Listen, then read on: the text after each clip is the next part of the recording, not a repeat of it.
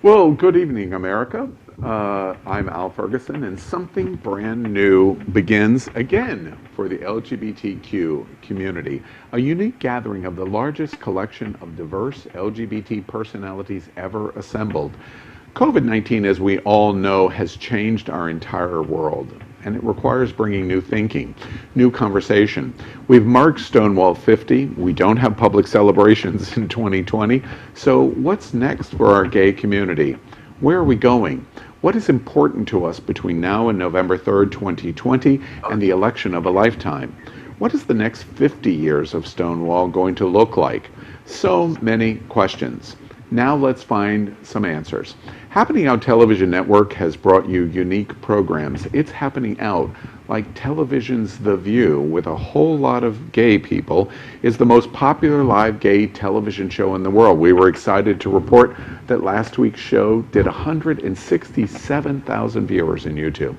Queer News Tonight, the world's first daily live gay evening news show. Unique programs including Sunshine Cathedral, the most popular queer religious broadcast in the world, and Happening.Fun, focusing on entertainment. But now, for something totally unique, an interactive live platform for conversation in our LGBTQ community.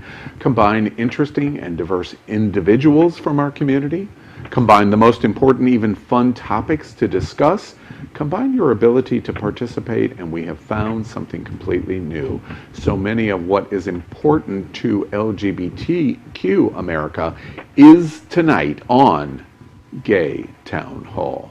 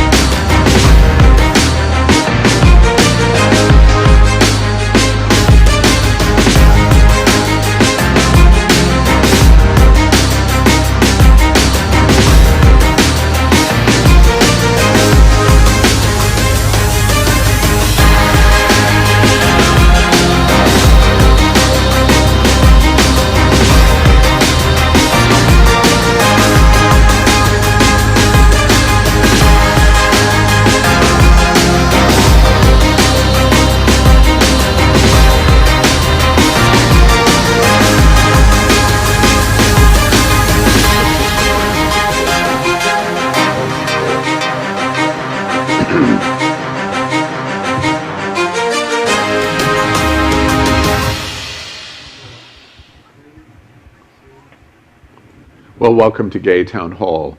America, before we introduce those amazing hosts that you just saw, I would like to remind you that the show is aired live. Anything can happen because this is a live show, and it frequently does. Again, I'm Al Ferguson. In the LGBT community, we discuss the issues, and that is why we call this Gay Town Hall. This is Thursday, July 30th, 2020, so let's meet this amazing cast. First up is Matthew Sackman. He is a business entrepreneur and the creator of Gay Town Hall and lives in Hollywood, Florida. Good evening, Matthew. Hello, America. I'm looking so forward to get to know your guys' opinion and views, and I encourage you to tune in tonight. This is Power Infinity. He is a hybrid DJ diva and lives in Lakeland, Florida. Good evening, Power. Hey, children. So, it's week 3 and, it's been cutesy or whatever. But, I'm really looking forward to a real audience engagement this week. Hopefully, production won't fuck it up. So let's see what happens. And this, hashtag truth. This is Reverend Dr. Darrell Watkins. He is senior pastor at Sunshine Cathedral, the world's largest queer church. He lives here in Fort Lauderdale, Florida. Good evening, Darrell. Hi, I'm glad to be. This is my second week, and I thought this would be the perfect time for me to launch my new line of neck brassieres. And this is Houston Cypress. He is a member of the Miccosukee tribe of Florida and is from the Florida Everglades. Good night, or good evening. You say good night. Hey, good evening, friends. Like, I've been having a good time getting to know my colleagues here, my co-hosts on this program, this Gay Town Hall. But what has been most exciting is when the audience interacts. So, America, send in your comments. We want to hear from you. And this is Dr. Ty Hauser. He's a progressive college professor from Wilton Manors, Florida. Welcome, Ty. I'm not that kind of doctor, but I'll definitely have a look. Welcome to this raucous romp through the tulip field. And this is Russ Aroni. He is an actor and Broadway drama queen living in Lantana, Florida. Good evening, Russ Aroni. Good evening. I'm what happens when you don't feed your sourdough starter. So feed your sourdough starter. This is the third week, and I've already, thanks to the Gay Town Hall, I've already cleared my credit, cleared my acne, and lowered my car insurance. Thank you. Dude, I got to talk to you after the show. Somebody's made a big mistake. This is Smokey Pup. He is in recovery for drug and alcohol abuse, and he has a disability. He lives in Wilton Manors, Florida. Hello, Smokey Pup. Hey guys, week 2, and still waiting to get thrown a bone. And this is, wait, let's let that set in a moment. And speaking of somebody that could do that, this is John Holt. He identifies with a non-culture definition and lives in America's largest gay campground in Dade City, Florida. Good evening, John. Hi, this is my second week on Gay Town Hall. My first week was fantastic, and I'm looking for very big things tonight. And this is Taisha Best. They are asexual and polyamorous. Them. Hello, Taisha. Hey everyone, welcome aboard. I'm super excited to be returning for my second visit to this show and look forward to not only advocating for the minorities, but also seeing all the patents of the glory holes that the government is now pushing for all of us queer and gay folks. And this is Elimination Onyx. He's a sex-positive leather pansexual from Fort Lauderdale, Florida. Good evening, Illumination. Hey, Kinky Humans, how are you doing? Gay Town Hall has been exciting, nerve-wracking, and fulfilling, but now I'm so excited about it. Let's get it on and popping. Hey, Mark Riviera, we see you. Hey. Yeah. And America, tonight we introduce a unique new host. You. This is David Hopkins. He is, we're still waiting for David. He is the creative inspiration at America's most popular live LGBTQ TV show, It's Happening Out. And tonight he's going to help you. He represents you as he moderates the Facebook comment thread. He can bring you your comments onto the screen and can place you live into the conversation with these hosts and our discussion. Now, we'll probably have to bump someone out, and that'll probably be Power Infinity. We encourage you to participate in the thread and tell us what you think. Welcome, David Hopkins, as America's voice for Gay Town Hall. So let's jump right into it. We move into what we call LGBTQ topic of the week. It's the first discussion item tonight, and that is about LGBTQ life in pandemic. A new study was revealed this week that showed 60% of all queer men with COVID-19 symptoms hide them from their partners and friends. So here we go. Let's watch this. Tonight we queer up health, LGBTQ life and pandemic. New study finds 60% of queer men with COVID-19 symptoms hide them from partners and friends. Watch this. A man feeling sick hid his coronavirus symptoms so he could visit his expectant wife in the maternity ward. Officials at Strong Memorial Hospital in Rochester, New York say the man only admitted he was sick after his wife showed COVID-19 symptoms shortly after giving birth. No involved staff members tested positive for coronavirus so far. The couple was asked to quarantine with their baby after being discharged from the hospital.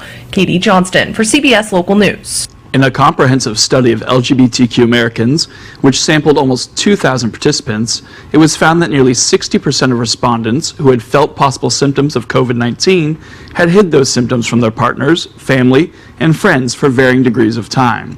Does not come as a surprise, as many in our community are all too used to hiding things they feel are shameful, and COVID-19 is just the latest in a long list of stigmas that have affected the LGBTQ community.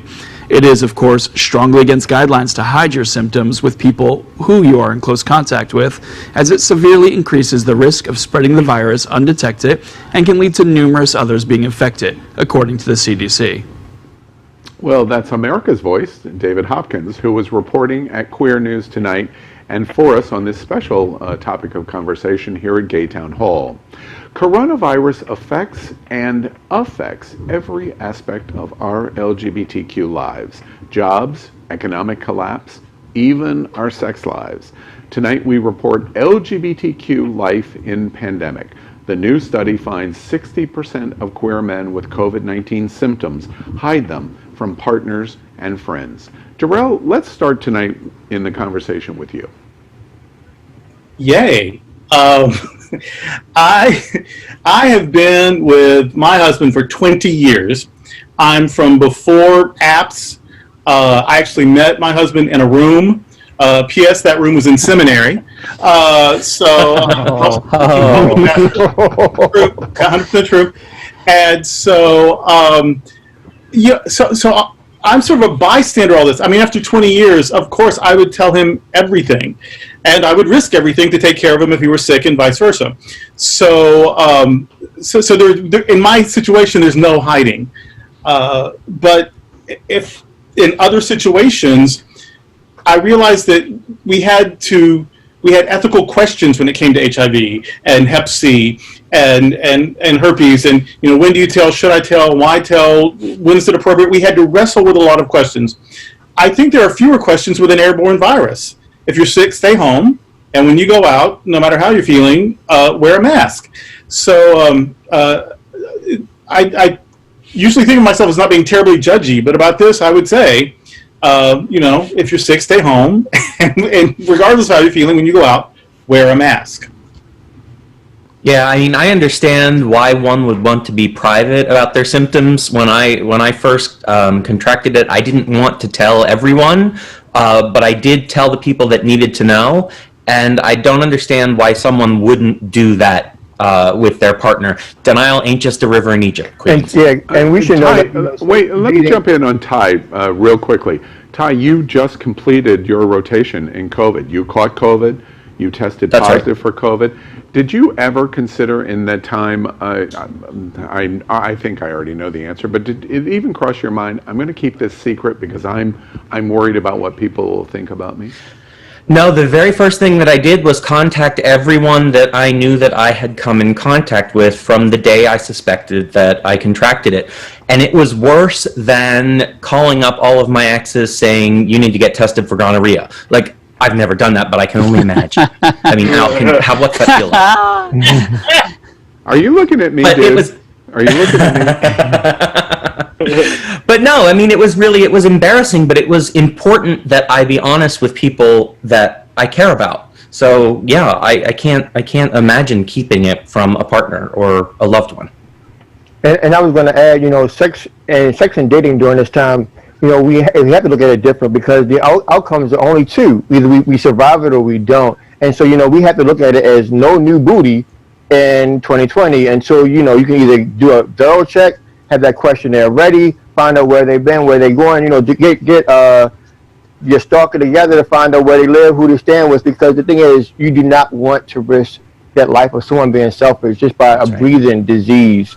And we're forced to lose you. America, we got to wear that mask. You got to be safe. You got to look at who you're interacting with, because at the end of the day, your life is your responsibility, and take that on your own.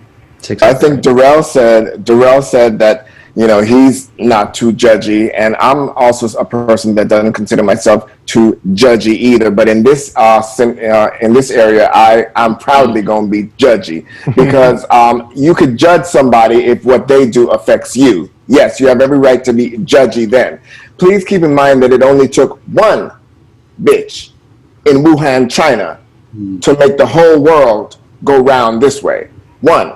So if it only took one person to get a pandemic started, that means that a few people being irresponsible, look what that does. So those 60% of queer men that hide their symptoms from their partners, as far as I'm concerned, that's 60% of them that need their ass beat. I just feel that I can understand why in a case of HIV or a sexually transmitted disease, you have that shame, you have that stigma, because that leads to people thinking that you might be, promiscuous, you might be a slut. There's so much that comes with that. But like Jarrell said, for an airborne disease, that really, there should really be nothing to be ashamed about. If you love somebody, if you're calling them your partner, your friend, or even care about somebody, then how do you risk that person getting it? Because you might survive it and be fine, but somebody else that you pass it to might die. Now, how would you feel if you know that you're responsible for somebody's death? Completely agree with Power. Yeah, Yes, and I think also, when it comes to hanging out with family, you have to put that into consideration. I mean, there's also your children, you've got your parents you have to put in consideration. When it comes down to it, do you really care about the people that you surround yourself with? Each other. And I'm really happy that we can have like healthcare that can be like culturally sensitive, because out in the Everglades, like it's definitely hitting our community, this virus, and that we have ways to address it like that respects our culture. So what are we going to do to reach out to our queer brethren, these people that feel like that they can't reach out or feel to talk about it and get the services they need? So like I feel like we can reach out to queer communities in a way that we can. I want to ask Houston, you specifically, in terms of the shaming that we're talking about here in COVID. The Seminole Tribe, if you're not aware, the Seminole Tribe owns the branding of Seminole Hard Rock, or of the Hard Rock chain, restaurants, hotels, casinos, etc. Their flagship is here in South Florida, and the Miccosukee Tribe also has a stunning hotel and casino complex right at the edge of the Everglades. Do the native tribes, because of their sovereignty of their land, do they deal with COVID, mask wearing, etc., in the same way that we're watching in recommendation, or do the native tribes handle COVID differently? Well, you got to remember it's considered a sovereign nation, so they have the ability to pass their own laws and guidelines and regulations. So like every time you enter the reservation, they're going to be like taking your temperature, because they can do that on their sovereign land. But I like the fact that they not only look at federal guidelines, but they surpass them and like do their best and kind of like are taking the leadership that they need to protect their communities. So I'm really happy that we can do that, and I think that's why we can reach out in a way that like to our queer to the queer men and other people that feel like they can't talk about it. So like I think we can do this. I honestly think also that the LGBTQ community needs to stop going ahead and being so harsh with one another, and actually go ahead and support one another. And actually, this is something we're all too familiar with, HIV and AIDS. We were there by each other's side. Why not right now through COVID-19? We do not have a president who is there for us. So why are we not protecting each other? Well, I think that unfortunately, because of, as you mentioned, as we talked about with HIV and AIDS, we were able to support each other because there was a life, we began to learn as testing was done that there was a life after. Unfortunately now, I think people are just being selfish because of that quick nut, and not wanting to tell because they're wanting that quick nut and not being able to handle pandemic, not being able to handle being alone, that hitting factor of needing that, and we can learn that, there's Zoom, there's other opportunities of getting that nut without putting someone else at risk. And we got to remember that COVID is that gift that we can leave and destroy someone else's home and go back to our home, and we are none the wiser. And as Power mentioned, the thing is, we got to look at those 60% that are hiding it and look at why, and have those kind of conversations. Why would you want to risk leaving that gift to someone and then be that responsible individual when your friend is gone. And we have to, as you say, support each other. But not only that, just say, you know what, there is an incoming family. How do we make it through? And these are the ways that we can do that. Again, no new booty in 2020. Finding those people to blend in your home and your sex partners, but be that polyamorous person that you can be, that there is out there. At the end of the day, there's lotion, there's KY, there's some Vaseline. Do what you got to do. And America, I want to on Elimination's benefit, I want to draw you, America, to Elimination's website. He's selling bumper stickers, T-shirts, and hats that say "No new booty" in 2020. I would like to steer the conversation a little bit, because we cannot leave a COVID conversation without mentioning this. Ooh, yes. Bring it. I don't think that catching COVID-19 is anything to be ashamed of. But I'll tell you what I do think is a shame. What I think is a shame is if you happily skip down death's path and end up dying from COVID-19 because you were willfully and wantonly ignorant and put out ignorance, talking about it's a hoax, I ain't gonna wear no mask, this, that, and the other thing, and then you end up dead. Case in point, let's talk about Herman Cain, who died today. Now, as far as I'm concerned, Herman Cain died from a severe case of the hoax. Yeah. Absolutely. He died from a severe case of the hoax, since it was a hoax. So I guess it was a hoax that killed him. I think that these things, while I don't wish coronavirus on nobody, and while I don't celebrate, I said once on this show before, let me say it again, I feel indifferent at this point when it comes to people that actually go, tout, put out, propel misinformation, wantonly and are willfully ignorant, and basically invite and basically ask for the death that they receive. I think it's a shame, because it could have been prevented. In his case, he had colon cancer, from what I understand, stage 4 colon cancer. But that is neither here nor there, because if you have stage 4 colon, if you have cancer, you damn sure are compromised and are at high risk. You shouldn't be at no hate rally sitting there dancing to Billie Jean. So, I guess we'll see him in heaven, honey. And I agree. A political issue, which is what Power points out. Cain was at the Trump Tulsa rally. He contracted COVID-19. Shortly after that, he would not wear a mask. He spoke up against wearing a mask. He was photographed in groups of people with no social isolation, not wearing a mask, no one wearing a mask. How do we get out of this if this is the way we continue to live? And how do we get out of this if a reasonable number of our leaders and people that are on our televisions say, don't do it? How do we get out of this? Well, first, we definitely need to go ahead and stop having Donald Trump just wear a mask one time and say, oh, I'm all for wearing a mask here, take my photo, and it's over and done with. If he really is going to, in the political party, is going to take it serious, they all need to enforce it. They actually need to act on their words. Actions speak louder than words. And that's great that you're talking about.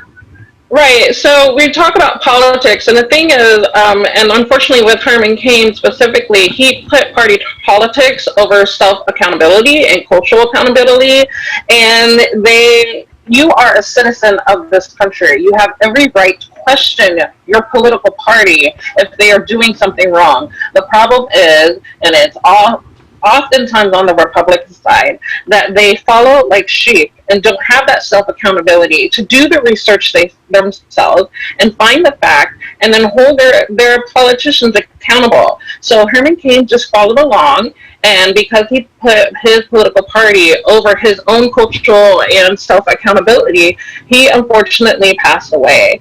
And, we talk about, again, Black Lives Matter and all of that stuff. This is, again, where Herman Cain put a political party over his own safety and over the safety of his own culture and decided to make all the wrong choices, and that's just extremely unfortunate. You know, to Taisha's point, I'm sorry, we're going to move on to our second topic, but to Taisha's point, studies and polling are revealing that more than 60% of Americans are not wearing masks consistently. 60%.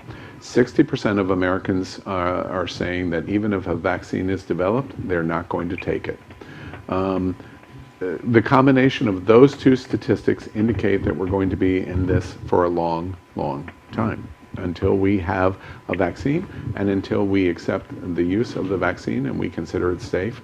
We have a lot to consider. And interestingly enough, 60% of LGBTQ America say they would hide the COVID-19. So we have a lot of issues ahead of us. Let's move on, everybody, to topic number 2 tonight, and that is AOC. Did you watch her speech on the floor of Congress? Yes. AOC versus Yoho, by the way, who is a congressman representing some local district here in Florida. AOC versus Yoho, sexism using the wife and daughter excuse. Watch this. Tonight we queer up the USA. AOC versus Yoho. Sexism using the wife and daughter excuse. Watch this. In front of reporters, Representative Yoho called me, and I quote, a fucking bitch. These are the words that Representative Yoho levied against a congresswoman. Representative Yoho decided to come to the floor of the House of Representatives and make excuses for his behavior. And that I could not let go. I could not allow my nieces, I could not allow the little girls that I go home to, I could not allow victims of verbal abuse and worse to see that excuse, and to see our Congress accept it as legitimate. In a powerful speech that hit home with anyone who has ever felt like they were lesser than or looked down upon, Alexandria Ocasio-Cortez delivered a stunning speech to members of Congress that has won her widespread praise among her peers and in the media. When addressing the congressman from Florida who called her a fucking bitch and used his own daughters as a shield, she replied that I too am someone's daughter, invoking memories with her own father who passed away in 2008. AOC has made her stance on this issue clear. By using his wife and daughters to absolve himself, he is giving permission for other people to talk to his daughters the way he talked to Miss Ocasio-Cortez. And so the cycle of sexism continues until someone decides enough is enough. For the Congresswoman, that day was last Thursday. A congressman said on the floor of Congress about a congressman said on the floor of the House about another congressman calling her a fucking bitch. Sexism. It sounded so familiar as a dog whistle. I'm not sexist because I have a wife and a daughter. Doesn't it sound like I'm not homophobic because I have a gay friend? I'm not a racist because I know black people and more. So, AOC versus Yoho, sexism using the wife and daughter excuse. Taisha, we're going to begin this discussion with you. Right. Thanks, Al. So AOC is pretty much talking about an experience that 99.9% of women go through in their workplace and also in their daily lives. You know, there are common phrases that have also been used against us, like difficult, not a team fit, angry, aggressive, and, you know, those phrases are just completely sexist. And, you know, if I was to, you know, apply intersectionality to this, it's similar to, you know, when they're like, oh, well, I'm sorry, I wasn't sexist, I have daughters and mothers. Those specific phrases of you know, especially cisgendered men letting themselves off the hook and saying those words is just dismissive attempts using hollow relatability, and it doesn't erase the toxicities and bigotry that they continue to practice.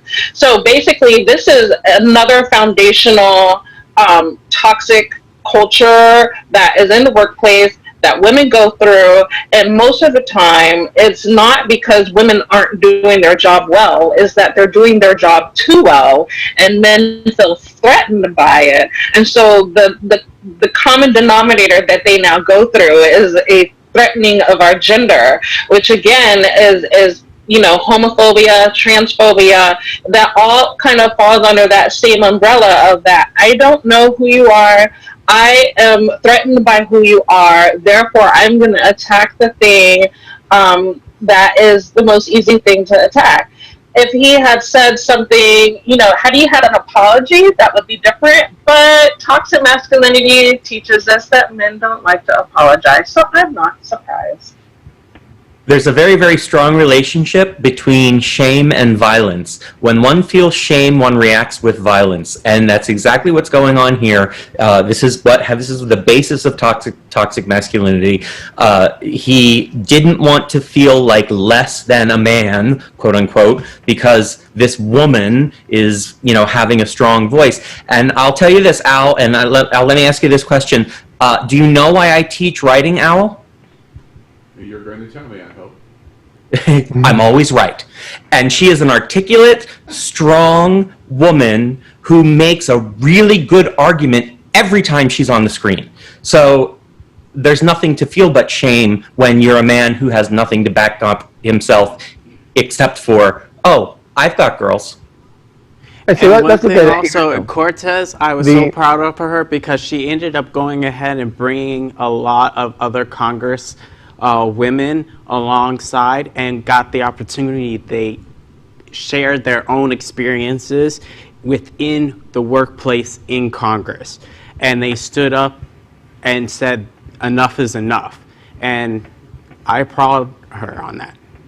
So let's look at the Apollo lie that the individual from Florida gave. First off, he only Apollo lied because he got caught, and as Ty mentioned, not that she's extremely articulate, extremely smart, and as men enough. Let's just say it like that, enough. We cannot no longer go to those words, utilize that language, because our women, our siblings are now showing who that we have never allowed them to be. And we have to now find better ways to recognize their gifts, recognize their wonders. We talked last week about how Black Lives Matter men fix in with Congress. These are the individuals who are fighting for our lives. And so when these individuals, those men who don't want to recognize the gifts that black folks have, the gifts that trans folks have, the gifts that women have, they're going to automatically go to those derogatory terms and utilize it as a way to save face to their counterparts. And the only reason that he Apollo lied is because he got caught. I guarantee you, as Matthew mentioned,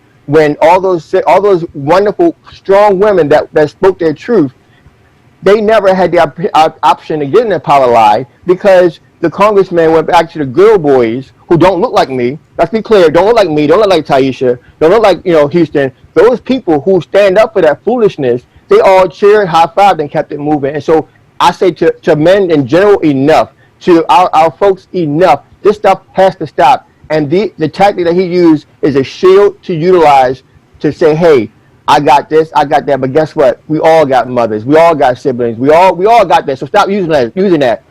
That's the same thing as saying all lives matter. Stop that. We know that. However, what's happening right now? You're disrespecting that woman. You're disrespecting her. Let's recognize that part. Let's fix it, and let's not take no more Apollo lies. And cancel culture, cancel his ass. Well, I got 3 things to say. Well, actually 4. First of all, word of the day. Thank you.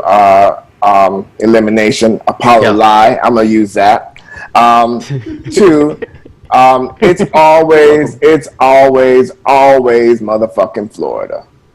It's always motherfucking Florida. If it's some bullshit, it's Florida. Okay. 2, of course, it's a Republican. Okay. And 3, saying that you have a wife and a daughter and using that as a defense for your bigotry is no different than you saying you got a black friend after you just called a black person the N-word. No different at all. So he need to sit his stinking ass down somewhere. I'm glad she read the dog shit out of him. Amen. And if and my thing is, if the only reason why he is he's apologizing because he has a wife and a daughter, that means that he only sees them in their gender role and not any way else. And so again, that's a form of sexism, and that toxicity. Men should collect the men doing that. It is awful that women always have to do this labor to stand up for themselves in the workplace and in general in life. And I'm just it's again, I'm not surprised that AOC had to come on the floor and stand up for herself. What I am surprised and continue being surprised is there's not enough men standing behind AOC calling out other men saying do better. Yeah, and actually, I want to refine the conversation just slightly. Allow me, please, to be the devil's advocate. He does it because he knows he can get away with it, and I wonder if the toxic masculinity, that's one of the buckets, but older white men know exactly what they're doing. And they want to hold on to their power. And this is going to lead into exactly a path of success of President Trump being reelected. So in other words, I ask the question from the standpoint of, will our focus on homophobia and race and sexism and the various issues just scare white male America more and more and more, especially in the suburbs, to the point where they're going to work harder and harder and harder to elect Donald Trump on November 3rd. Well, you're pushing it to that. Wait, before we go there, I just want to go back to the power dynamic. So AOC used power effectively, right? And she took this guy on. And the reason he's apologizing or lying is because he's got 50% of his constituents are what? They're women. And so she took it right to him and forced him up against the wall, because if she hadn't forced him, he would have never apologized because he thought he was getting away scot clean. So she put him in a place, and then she brought everyone else to put all of Congress on notice that you guys had better start acting professional and start treating everyone with respect, because this ain't going to stop right here. And so I applaud her for effectively using power, and it can be a power game. And so if white men are going to try and put together their power game, what are they going to do? Well, actually, like Al, you said, it's all about age as well. Putting you, Al, in front of the limelight. Older men think that the younger generation is not smart enough. And then when you mix that with a woman, she's also a younger woman who has actually achieved a lot in her time. She has went ahead and handled things and issues that people have not wanted to even bother with. And so they look at her as a huge threat. One, she's young, and two, because she's also a woman. So, yes. She brought it to him. She brought it to him, didn't she? Yeah. So Al, to your question, go back to your question, Al. Let's go back to your question. To answer your question, yes, they're all going to work harder, and let's look at history. History shows us why they're going to work harder. When black folks were set free, we couldn't vote. We had to fight. Then they let black men. They gave us an inkling of maybe you can vote, and you only can vote for this time. And then they start setting rules. Then when the women said, "Hey, I want to vote," they began. The white men, the non-minorities, began to realize the power of the women and the black folks. And so what happens when women began to push and push and push, and then when white women disassociate themselves from our black women, they then only looked at, again, self-centeredness and allowed themselves to go. So let's look at history. History says that those old Republicans are fearful of the black vote, more importantly, the women vote, because women, regardless of what we say, and the LGBTQ, women run the world, because at the end of the day, our mothers, our sisters, our loved ones, those are the people that we go to, those are the people that we trust, those are the people whose arms we fall into, those are the bosoms that we love on and say, hey, I need your help. And so therefore, what's happening is what you said. They're going to work even harder because they are afraid of what the women have to offer. And that's why we have less than 80 women of color, women in general, inside, or actually women of color, inside the Congress right now. Come on now. How long we been around? What's happening now? So, Al, your point, yes, So, you're going to work harder. I want to say something about Al's thing, though, about us, about making them afraid. Good. The hell with them. They should be afraid. If they're not going to do things out of decency, if they're not going to do things because it's right, if they're not going to do things because it's fair, if they're not going to do things because they're just, then at least let them have the decency to be afraid. And afraid of people who are standing up for themselves. So this idea that the bully might get angry and act out, of course he is. Of course they are. Let's poke the bear. Of course he is. Let's show them for who they are. That's been happening for the last 4 years. I think we're on the right track. Make them mad. Make them show themselves. And let's don't take it. This let's be quiet and hope that they come around to treating us well. That has been a failed strategy for 1,000 billion zillion years. In their face. Yeah, it doesn't work. And I'm going to move on to another topic, but to Darrell's point very specifically, heard loud and clear. But the question will be on November 3rd: will Black America get out and do something about it? Will women get out and do something about it? Will Latinos get out and do something about it? And will the LGBTQ community get out and do something about it? Because you know who's going to do something about it? White, toxic men. They're going to do something about it on November 3rd. And it's just a question if all of us are going to stand up to it. That is the question that is not answered in AOC's brilliant speech. Let's move on to our next topic tonight that we want to discuss, and that is about guns. Guns are not front and center for us again in America. So we ask Pulse and Guns in America over the weekend, Louisville, and the reporter basically pleading, everybody is armed. Watch this. Next we queer up the USA. Louisville and 2 armed militias. Everybody is armed. Watch this. LMPD says that they have not made any arrests in connection with that accidental shooting leaving 3 people injured, like Jesse just told us. That happened earlier today at the NFAC staging area in Baxter Park.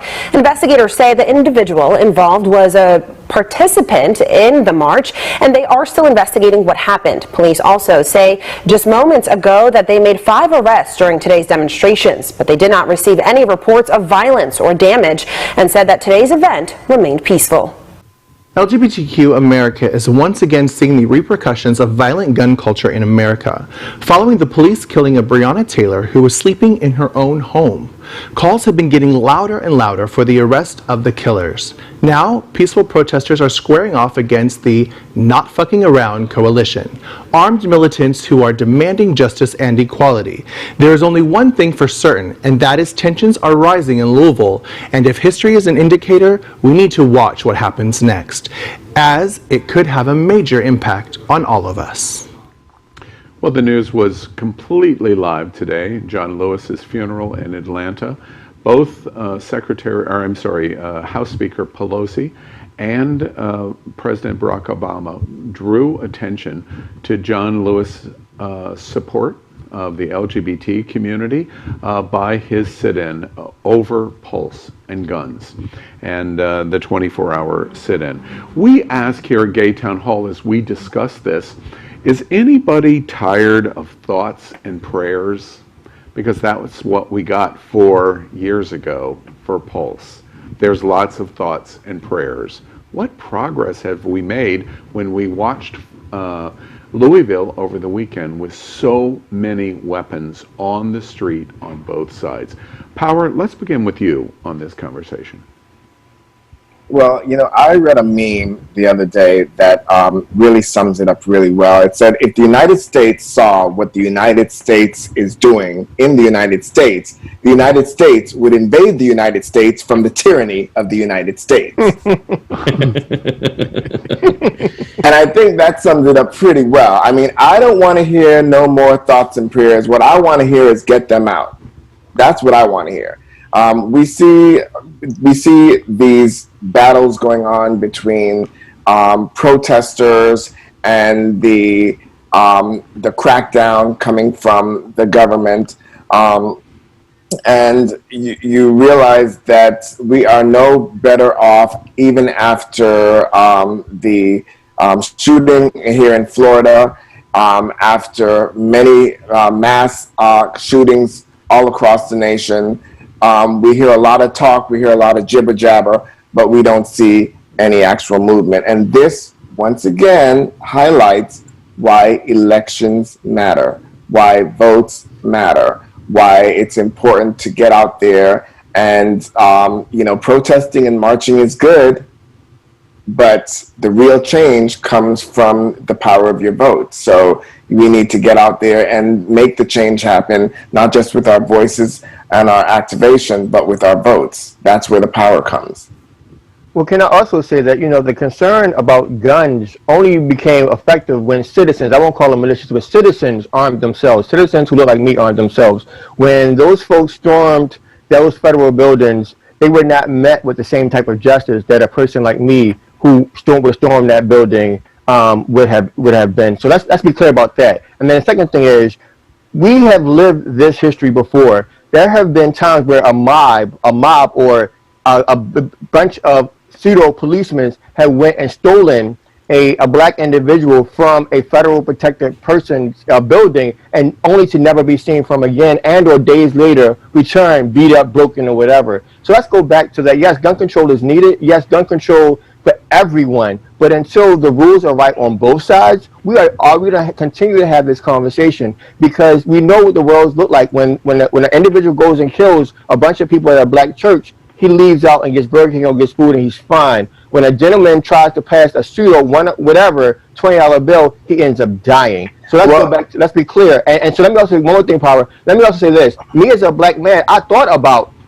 pursuing getting a gun and going to the shooting range and all that. But to me, I was always taught you never get a gun unless you plan on using it. And I know me, and I can share with you my problems here in Florida. I was in a bar. I was in a situation where a gentleman accosted a Latin individual and then called a bunch of folks niggers, and I had to wind up fighting. Luckily, black folks have always utilized our words and to a gunfight. And the problem is, had I had a gun that night, we might not be having the same conversation, because that individual started it by attacking people of color. So let's be clear about that. So yes, the situation only got a problem when citizens armed themselves, because we do not want to be snatched and not be able to make it home. Yes, and I would like to piggyback on that. It's very interesting to note that while people are protesting police brutality and systemic racism, they get a national police force, which this is what it is, a national police force in response to their protest. But you had armed hillbillies yelling for the death and the lynching of the governor in, I believe it was Minnesota or Michigan. Michigan. And they were met with nothing. They were met with nothing at all. Trump paid them dust. He actually celebrated their right to protest. So you have a different reaction when it comes to people either of color or people that are pro-color bearing arms versus white people. Absolutely. I've been done with thoughts and prayers for so long now. I don't even know how to explain it. Like, I hate the fact that I feel almost numb to it. It's terrible. I shouldn't feel that way. Like, these are real people. These are real lives. But at the same time, no one seems to be doing anything. No one seems to be Today, I was just going to say, to the point, today, the economic report was an additional 1.4 million unemployed.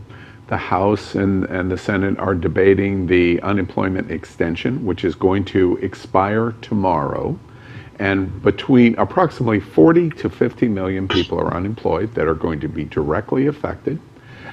Treasury reported today that our economy reduced by its greatest margin in history since the Great Depression by 35%, and that we lost 1 out of every 3 small businesses in America in the last 3 months. So what does the president do, who is going to run a re-election based on a robust and dramatic economy based on those statistics? He's going to become a law and order president. The question is, via guns, via these protests on both sides, it's not just a race issue. It happens in our gay bars. It happens in all kinds of ways. We have become an armed third world nation. Is the law and order president using guns going to work? Will it help him? He's running the playbook, and the playbook is going to be successful. Is it? Well, exactly. Yeah, I think Richard Nixon won one of his terms of doing law and order, and I think Trump will play this beautifully if people start getting scared in their neighborhoods, right? If I'm scared, suddenly I say, hey, wait a minute, I need someone who's going to squash this and put me back to a peaceful place. And so, you know, would I pick Biden? Would I pick the tough-sounding federal cop sending Trump? And so it's on the margins, right? I mean, you just need to swing a few votes, and so it could work. And so the violence is helping Trump and hurting Democrats, I think. Well, you got to look at the propaganda that he is also spilling as he does across the country with the defund the police commercials and the fact of having someone call a police station and there's nobody that answers. If you ever read anyone's comment about or any narrative as it relates to defund the police, it's never a situation where there's no 911 operator. Let's be clear. But he's using that. Additionally, he's also setting a new, he's repelling a housing act situation where suburban is going to go look back to where people don't have to be scared. So low-income people won't have to live in the same neighborhoods as suburban people. So you take that and then you utilize the law and order. Yes, he is going to use it, and if we are not careful, those who are not worried about the CARES Act 1, and mind you, it's black folks and brown folks who are fighting for CARES Act 1 and 2. They want to put that out there too. But if we are not going to look at that, just those people who are living off the hog, off the labor, are those who need that $600, those who need the extra money. They're the ones that are going to vote, as you mentioned, Al. They're going to get out there and they're going to push their brethren. They're going to push all those billionaires, those millionaires out there to get out and do what they can. To that point, are we agreed? He's going to be successful on this of this playbook, and the quarterback's going to be successful with it. No, we're not agreed on that. No, we're not. No. We're not agreed on. We're not agreed that he's going to be successful. As a matter of fact, Joe Biden needs me on his team because they need to be a little bit more shady with their ads. First of all, when you really think about it, if Trump was running against an incumbent president, I think he would have more chance of success to say, well, look at what's going on. This is what I'm going to do that's better. But think about it. Everything that is going on in a Trump nation. You know, he put out a commercial saying, this is what a Joe Biden presidency is going to look like. But every scene that he put in that commercial actually was happening under his presidency. So all Joe Biden really has to do is to point to the fear that people are having now under the current president and say, I can do better. Because all this shit is happening under Trump, not under Joe Biden, not under anybody else. Right, and I don't think that Trump is running actually against Biden. I think Trump is running against black people. So let's keep that real. You know, when we talk about law enforcement, slave catchers evolved into law enforcement. So when we're talking about protecting and serving and protecting the law, that is protecting white people. And that is very telling, again, because of his policies. His policies have been directly affecting minorities, period. It has not been affecting white people at such a wide array as it has black minorities and trans and all the other subculture. So, you know, Al said earlier that this is not a race issue. I disagree vehemently. It is absolutely a race issue. It has always been a race issue. The thing is that we keep putting a white person against a white person, thinking that is going to fix everything. That is not the case. And we also need to recognize that the political parties that we have right now are not the political parties we need for this current environment. It's probably time to again introduce a third political party that is not so focused on capitalism and protecting and serving white people, but the general health and safety of this nation as a whole. And that means unpacking the racism and the capitalism that is in this country at this time.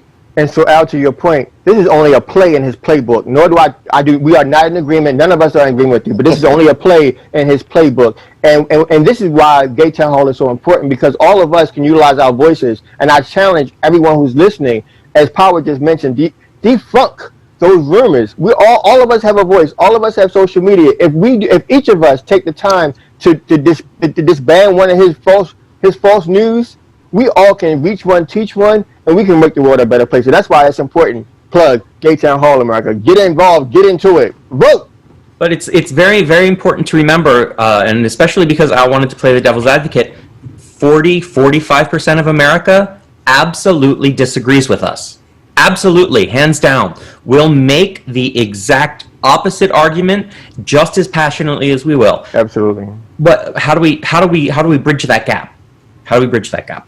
If I may suggest, and I continue to, I've loved this conversation, but I only, of course, all of y'all know where I sit on this conversation. Pulse, come on, Al. This is Al and Pulse.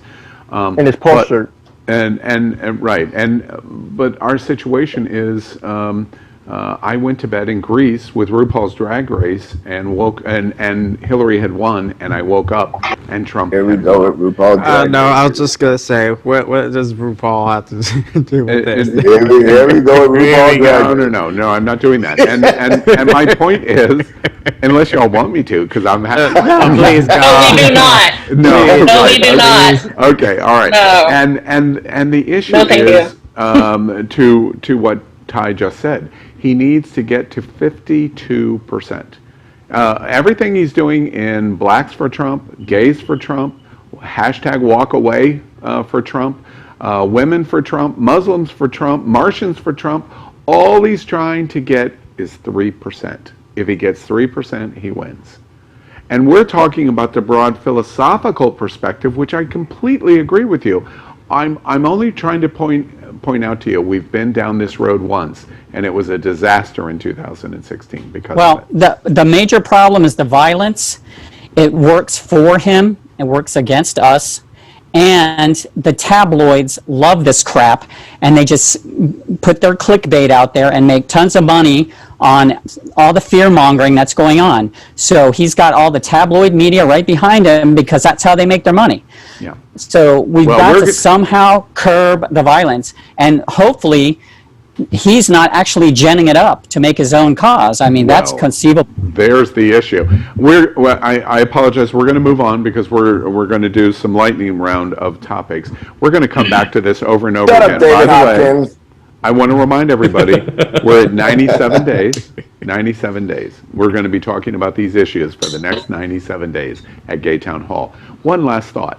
In terms of the significance of the moment, of all of your opinions about, is he going to do this? Is he going to stoke the flames? Could you imagine images that you saw from Louisville over the weekend with hundreds and hundreds of guns on a public street, on different sides of the street, in totally different perspectives? Could you imagine those kind of video pictures 10 years ago? Could you imagine those pictures 20 years ago? Impossible. This picture you're looking at, impossible. Where's the screaming outcry for it?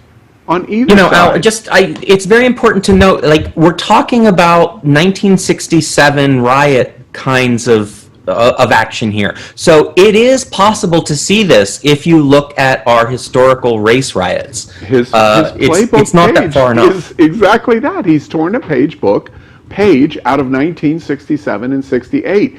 And by the way, that worked. It worked. Yeah. That's because what we've got to explain. Well, we cannot be fooled by the fear. That's the key. We cannot be fooled, and we have to vote, and we can't let anything stop us.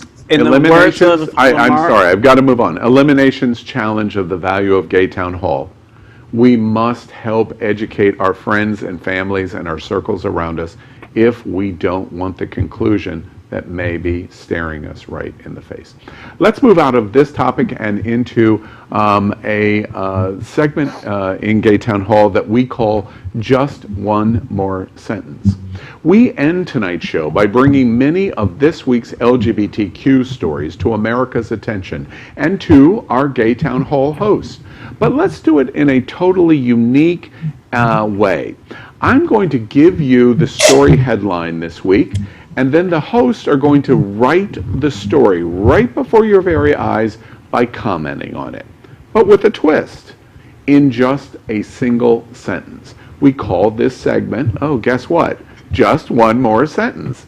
I'm going to call a host name, and you're going to comment on it in just one sentence. Everybody ready?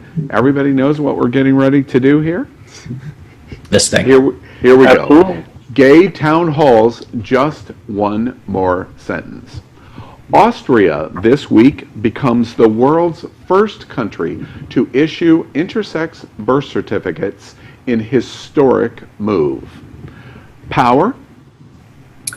Well, every water dam break always starts with one leak, and hopefully this is the leak that will break the dam for many others.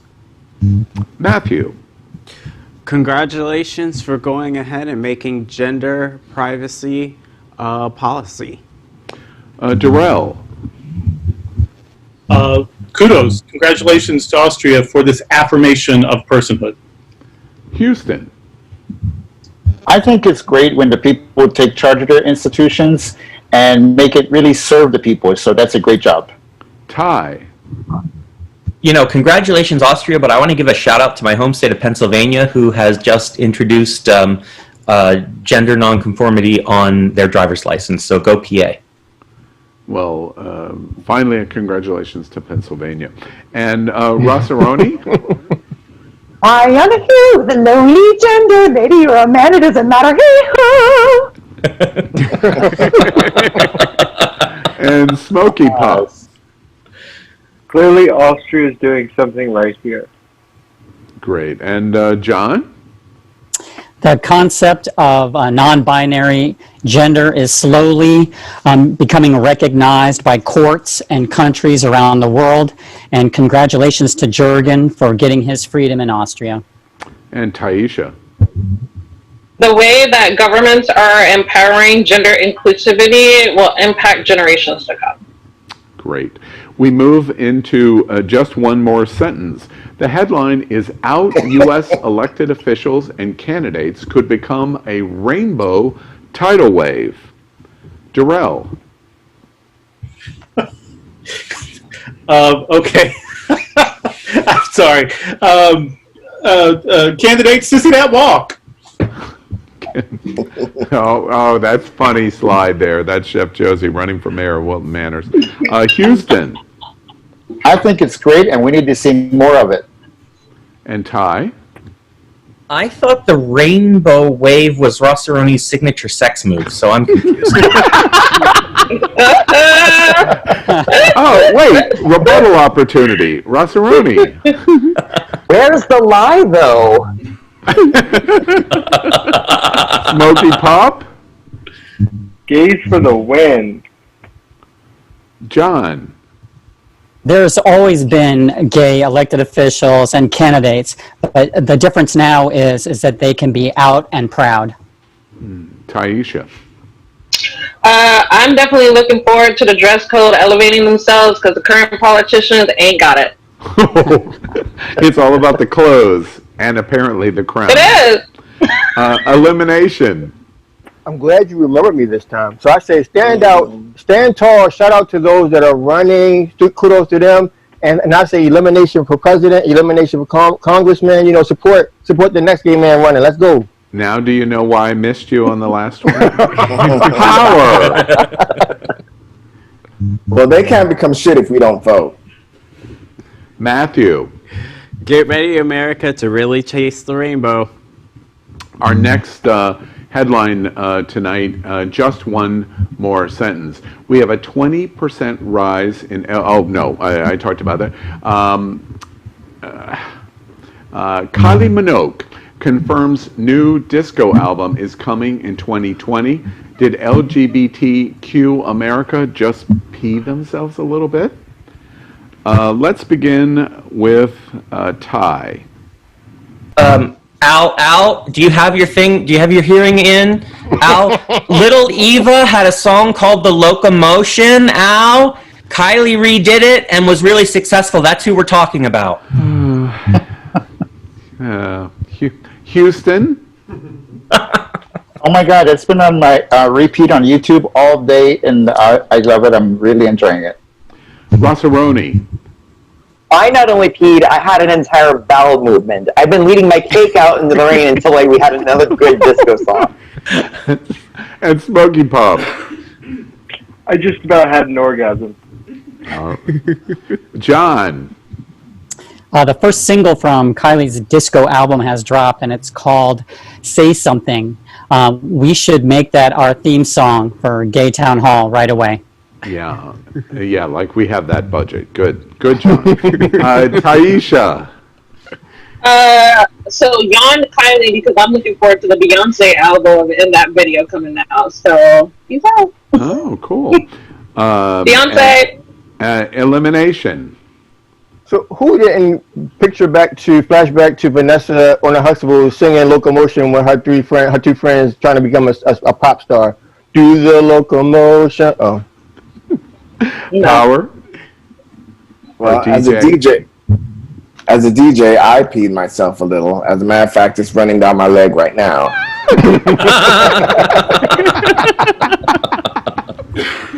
Matthew.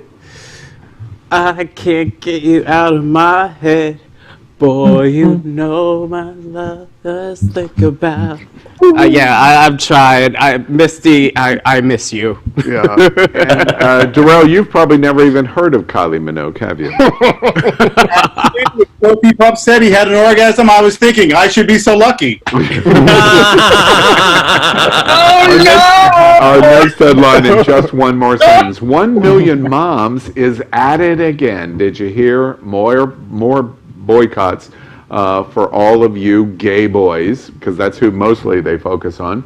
The headline is Evangelical Christians' latest LGBT freakout. Damn you Hallmark cards and Cascade detergent. Ty? So this is where sexual repression and shame has driven the far right. I'm sorry. Get a hold of your sexuality. And Rossaroni? You guys don't remember the 90s? I was the kid imitating the Herbal Essence commercials. Yes! Yes! Yes! Smokey Pop? Maybe they should try it. They might like it. By the way, of 1 million moms, that's 6 old white men. John? It's tough to make dishwashing soap sexy, so good job, Cascade. Taisha? I have no comment about this white feminist approach to activism. It's elimination? As a pansexual man, I say, "Mommy, come catch this load." And power. Oh, Lord. This is what happens when you don't get enough dick and you sit here worry about everybody else's. And Matthew? Yeah, you might as well just go ahead and do it. And Darrell, I'm sorry, did I miss you? I haven't said anything. So Okay. Oh no. I was just thinking, when Power said that about this is a problem with people not getting enough dick, I was thinking, I'm trying to remember the scripture. There's a scripture that says that very thing. I'm not getting enough dick. All right, and just one more sentence. The headline, did you hear? Bugs Bunny serves up high drag in the USPS 80th anniversary stamps. Quite exciting. Ty? See, it's not SpongeBob turning your kids gay. Rossaroni? Next up to the stage, Bugs Bunny serving rodent realness. And Smokey Pop. What's up, Doc? John? Thanks, Bugs Bunny, for showing me as a kid that being true to myself is the best way to live. And Taisha. Bugs Bunny has always been a great example of some sexy ass flirtation, so I'm here for it. Elimination. You better work and sign me up for a seat of that Broomhilda. Yeah. I'm sorry, did you just do a RuPaul line? I did, just for you, Al. Oh, thank you very much. I was waiting. Power. Well, interesting fact, did you know that Bugs Bunny actually was an LGBT icon for his gender fluidity? I just found out. Yes. And Matthew. Actually, this also is for you, Al. Yeah, RuPaul, watch out, because Bugs Bunny is mailing out his ads already. Get out of the way. And Terrell? The first person I ever saw in my life cross-dressing and picking up rough trade was Bugs Bunny. True facts. That's funny. Our next, just one more sentence. Who will be Biden's vice president? LGBTQ America, of course, I already know who it's going to be, but let's find out what you think. John? I wish Pete Buttigieg was on the list, but since he's not, I hope he picks Elizabeth Warren. And Taisha? I'm just going to give a shout out to Kamala Harris. I think that would be a great kind of balance with Joe Biden and also bring in a lot of minority voters. Elimination? Biden, you got one chance to get this right. Again, in my RuPaul's voice. Bring out my sister. Now, sister with an A and not an ER. Bring out my sister. And Power? Well, I'm hoping it's Susan Rice, but a close second for me would be Kamala Harris. And y'all couldn't have found a better picture of Biden than that, what y'all put up? Yeah, there's some truth there. And I'm in trouble tomorrow because our executive producer, Power Infinity, I'm a little scared because tomorrow I'm going to get a read report. And Matthew.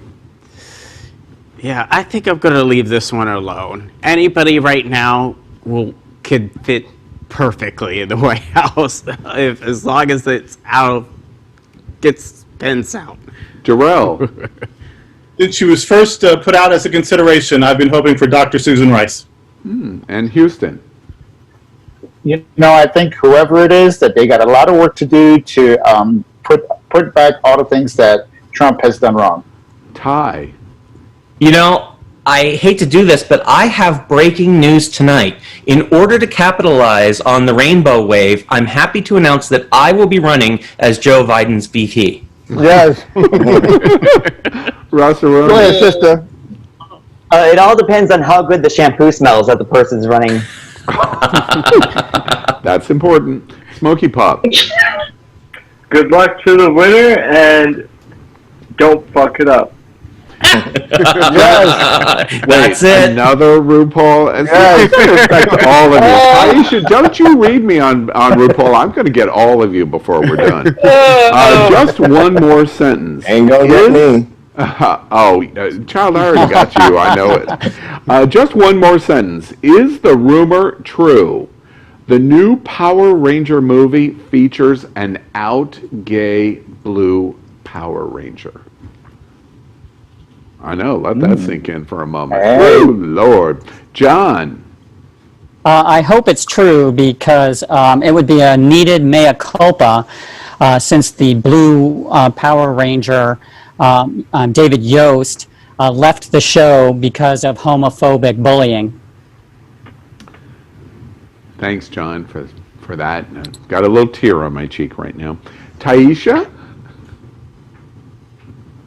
I'm sorry to add. Oh, I'm supposed to give a sentence and not a sound. No, this is Gay Town Hall. You meant the show down the street. I mean, I'm here for it. Anytime that, I always thought most of the Power Rangers were gay anyways with how they were doing their poses and stuff. So I'm actually surprised. Yeah. Elimination. Well, I do flag blue, and blue is always down to get it in, and so I just hope that they get it right and show our young people that who are watching that they can be a Power Ranger too. Again, I do flag blue. Hit me in my inbox. And Power. Well, the rumors are true. I can personally attest to it. You did that with. I love your straight face there. That was good. Well done, sir. Well done, Matthew. Yeah, I certainly hope this is true because he went through a lot of therapy and he could really use the support behind this. Darrell, do you know who the Power Rangers are? I don't know anything about Brown Ranger or Blue Ball Ranger, but God bless.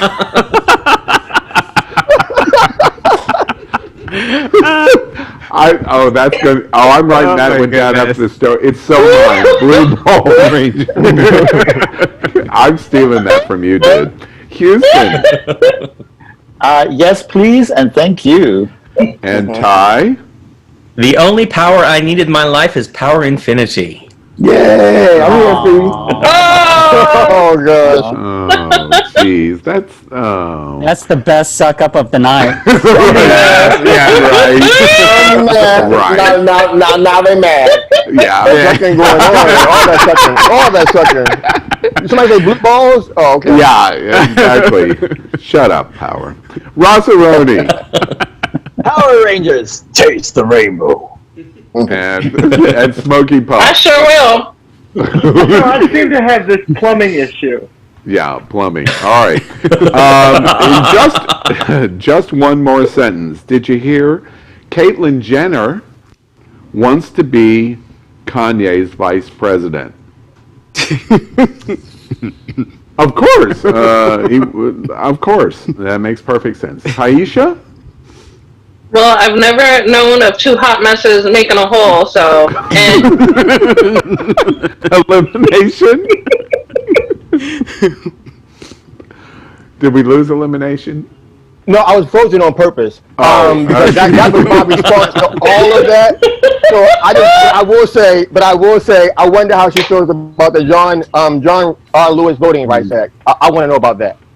Really? That's what you want to know on Caitlyn Jenner being vice president? Really? Do you want this? Did you ask for something? That was the sentence he gave. Don't steal Power's look. Power. Okay. And people in hell want ice water. Matthew? Okay, we get it, Kate Jenner. You look up to Melania Trump between the stretched out eyes and really bad hair and makeup. We get it. And also the dysfunctional family. We get it. Darrell. What could go wrong? Houston? Truth? I mean, I probably will watch it for like 5 minutes before changing the channel. Ty? I really think this is where Rossaroni's rainbow color move is going to come in. Let's go there. Rossaroni? The hardest part about being a vice president is figuring out what to wear. Yeah, Mike Pence has that problem every day. Smoky Puff? Can we put her back in the closet, please? Smoky Puff, you're going to get letters tomorrow. I didn't say emails, letters. 92-year-old men are going to be writing you tomorrow. They're all called Karen. John? I used to think this kind of tabloid clickbait bullcrap was crazy, but in Trump world, this is par for the course. Yeah, absolutely. And Taisha? Oh, I thought I already commented on that. I want to say more about her. Wow. Another one. Come on. All right. Just one more sentence. It's okay, Taisha. I'm going to get out at the end of the night about this. Just one more sentence. John, oh God, I wish I had that in front of me. Jeez. Just one more sentence. Vote 2020. Trump says mail-in voting is going to rig the election, and he might cancel it. Power? Well, Trump also believes in the rantings of a witch doctor that believes in demon sperm, lizard people, and all the like. So what Trump believes really shouldn't be taken seriously at all. Yeah.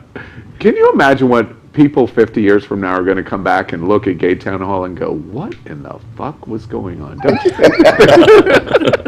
Matthew? To add on Power's note, yeah, he also thinks that aliens are going to be attacking us on Mars. That's why he built an army. Darrell? He thinks that we think that that's a real color in his hair. Houston? Which means they're trying to rig the election, so let's do our best to make sure they don't. That's right. Ty? The only fraud in this election is the color of his skin. Rossaroni? The only problem with mail-in voting is there's going to be people who think they're voting for presidency, but they're actually just applying for Fruit of the Month Club. And Smokey Pop? And the Oompa Loompas do exist. And John? Don't allow tabloid clickbait fear-mongering to affect you. Make sure to go out and vote no matter what, whether it's by mail or in person. And Taisha? Person, woman, man. I'm not taking him seriously. Don't vote for him. And elimination? America, why is this man fighting so hard for government-sponsored housing? Why? You know your eye facial frame. It's very interesting. Very interesting.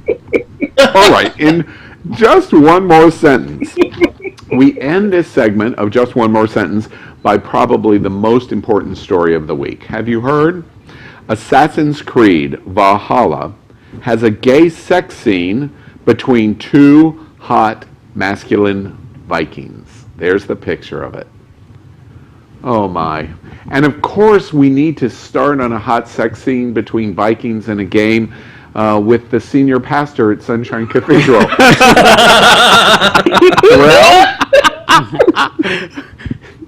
I must confess, I don't know this game, but I have seen that scene at the Minnesota State Fair. no, you haven't. Houston. Yes, please, and thank you. Yeah. Ty? This is the least sexy thing I've ever seen. Really? Really? Oh, it's awful. It's awful. Rossaroni? In order to unlock the scene, you have to press up, up, down, down, left, right, start. Smoky Pop? It's getting hot in here. I need to take off all my clothes. Yes. John? Yes, good. If the game doesn't allow me to select top or bottom, then I'm not interested. Oh, dude. Oh, it's on. It is so on. Taisha? I'm just going to be the bard in the corner drinking my drink and being a fucking voyeur. Elimination. Somebody buy me that game system and come over and let's reenact that whole scene together. I'm the top. Yeah.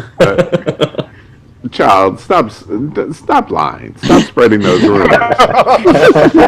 No, Is she paying for advertising? Right. Power? Corona is this is real. going to be good. Well, I'm not a gamer, but can you find it on Pornhub? You can find everything on Pornhub. Matthew? I just wish the producers of the game produced the movie 300. Well, there you have it of our Just One More Sentence. There you have it, America, something totally unique for the LGBT community. We'll continue to get better at this and faster every week. It is a lot of fun, and we talk about the big topics of the week, but in a slightly and unique different way. These amazing hosts and several surprise hosts that you did not see tonight will be with us every Thursday night at 8 p.m. Eastern. This is only our third episode, Not too bad, not too shabby for our third episode. Executive producer, Power Infinity, what do you think? Actually, I would like to thank all the people that actually tuned in and engaged with us. I'm here looking at our screen and I'm seeing Tiffany Fantasia, my girl Tiffany, Mark Rivera, so many others. Thank you so much. You guys really made this third episode outstanding. Yeah. Yeah. Nobody That's else right. could do that except our executive producer, commandeer the show like that. So, There's Scoochie Scooch. Scoochie Scooch. All right. Remember, this is totally live and unscripted, as Power just proved to America. You can participate. We are marching towards November 3rd, 2020, and the election of a lifetime. We've got so many things in front of us: COVID-19, race issues, trans rights, your paychecks, unemployment protection. It expires tomorrow for 40+ million people. Our social and sexual interactions and how the LGBTQ community fits in all of these issues. We are living the most important single moment of our entire life, and it will all be discussed right here on 96 Days. Tell your friends and family, share this conversation, participate in it. We either are a community or we are not. And you only need to look in the eyes of these incredible and very diverse group of people to see you are sitting in front of people that are representatives of a strong community. So thank you for joining us, and until next time, the conversation is just beginning on Gay Town Hall. Peace out, bitches.